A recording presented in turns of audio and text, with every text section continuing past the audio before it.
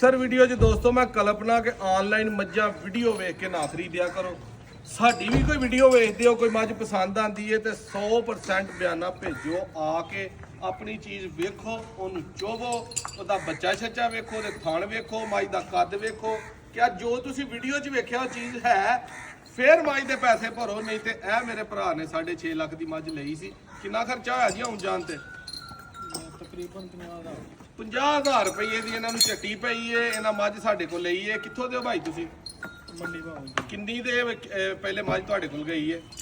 ਤਕਰੀਬਨ ਇੱਕ ਹਫਤਾ ਹੋ ਗਿਆ ਵਾਪਸ ਆ ਗਈ ਏ। ਵਾਪਸ। ਸਾਡੇ ਵੱਲੋਂ ਕੋ ਨਾ ਸ਼ਾ ਹੋਈ ਹੋਏ ਪਹਿਲਾਂ ਖੋਏ ਨੂੰ ਇਹ ਚੰਗੀ ਬੜੀ ਏ, ਦੁੱਧ ਬੜਾ ਏ। ਨਹੀਂ ਦੂਸਰੀ ਤੀਸਰੀ ਗੱਲ ਹੀ ਕੋਈ ਨਹੀਂ। ਮੈਂ ਕਿਹਾ ਮੱਝ ਪਸੰਦ ਨਹੀਂ ਆਈ, ਕੱਦ ਛੋਟਾ ਮੱਝ ਦਾ।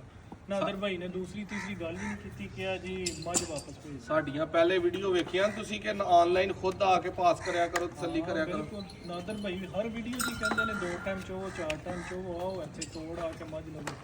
ਫਿਰ ਤੁਸੀਂ ਕਿਉਂ ਨਾ ਸਾਡੀ ਗੱਲ ਮੰਨੀ? 50,000 ਦਾ ਕੀਤਾ ਨਾ ਨੁਕਸਾਨ, ਅੱਗੋਂ ਮੰਨੋਗੇ ਸਾਡੀ ਗੱਲ ਕਿ ਨਹੀਂ? ਤੇ ਮੱਝ ਆ ਗਈ ਹੈ ਵਾਪਸ, ਪੇਮੈਂਟ ਹੋ ਗਈ ਹੈ ਸਾਰੀ ਕਲੀਅਰ। ਸਾਡੇ ਲਈ ਦੁਆ ਕਰ ਛੜਿਓ ਕਿ ਤੁਹਾਡੀ ਮੱਝ ਦੇ ਨਾਲ ਅੱਲਾਹ ਕੋ ਤੁਹਾਨੂੰ 2-4 ਹੋਰ ਗਾਹਕ ਦੇਵੇ। ਸਾਡੀਆਂ ਸੇਲ ਹੁੰਦੀਆਂ ਰਹਿਣ। ਉਹਨਾਂ 'ਚ ਵੀ ਕੋਈ 2-3 ਵਾਪਸ ਲੈ ਗਿਆ ਸੀ ਭਾਜੀ, ਲੈਣ ਦਾ ਹੱਕ ਦਾ ਕੋਈ ਮਸਲਾ ਨਹੀਂ। ਅਸੀਂ ਖੁਦ ਆਵਾਂਗੇ ਤੁਹਾਡੇ ਗਾਹਕ। ਚਲੋ ਮੇਰੀ